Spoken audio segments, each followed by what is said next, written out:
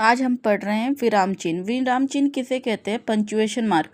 विराम का अर्थ होता है रुकना। जब किसी चीज़ में हमें रुकना होता है तो हम विराम चिन्ह का प्रयोग करते हैं। कोई भी भाषा बोलते समय अपनी बात को स्पष्ट करने के लिए हमें बीच बीच में रुकते हैं। लिखते समय इसे दर्शाने के लिए हम कुछ चिन्हों का प्रयोग करते हैं। जब हम कुछ लिखते हैं उसके लिए हम कुछ चिन्हों का प्रयोग करते हैं। इन चिन्हों को विराम चिन्ह कहते हैं। सबसे पहले विराम चिन्ह है हमारा पूर्ण विराम। वाक्य की समाप्ति पर पूर्ण विराम लगाया जाता है। जब वाक्य कंप्लीट होता है तो कौन सा विराम चिन्ह लगाया जाता है? पूर्ण विराम। जैसे बाग में फूल खिले हैं, मतलब ये वाक्य पूरा हो रहा है तो हम वहाँ पर विराम चिन्ह का कौन से का प्रयोग करेंगे? पूर्ण विराम लगाया जाता है। अब हमारा सेकंड है अल्प विराम। वाक्य में थोड़ी देर रुकने के लिए हम अल्प विराम लगाते हैं। जैसे मुझे वाक्य में थोड़ी देर के लिए रुकना है तो मैं कौन से चिन्ह का प्रयोग करूँगी? अल्प विराम, मतलब कॉमा। जैसे आज मेरे घर रीता, मीनू और चीनू आएंगे, मतलब रीता और मीनू के बीच मुझे थोड़ा सा अल्प लेना था तो मैंने वहाँ पर अल्प विराम का प्रयोग किया है। इन विराम चिन्हों का प्रयोग केवल लिखते समय करते हैं।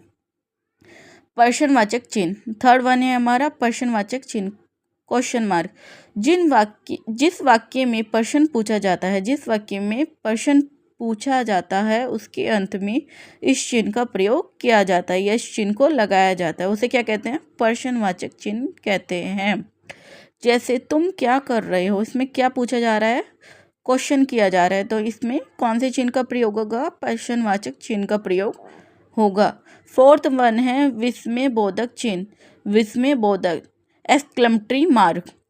प्रसन्नता, दुख, आश्चर्य, भय आदि भावों को प्रकट करने के लिए करने वाले प्रसन्नता, दुख, आश्चर्य, भय आदि भावों को प्रकट करने वाले वाक्यों में इसका प्रयोग किया जाता है। जब मतलब कोई खुशी की बात होती है, दुख की बात होती है, आश्चर्य की बात होती है और या भय की बात होती है, उन्हें दर्शाने के लिए इस चिन्ह का प्रयोग किया जाता है। जैसे अरे तुम भी आ गए, मतलब अचानक से आश्चर्य की बात हुई ना, अरे तुम भी आ गए, उन्होंने सोचा नहीं था वो आएंगे फिर भी वो आ गए, तो इसलिए यहाँ पर कौन सा चिन्ह लगाएंगे? विस्मयबोधक।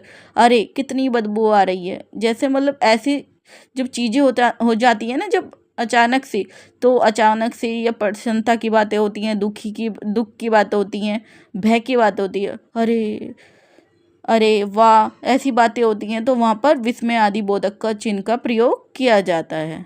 I hope you understand.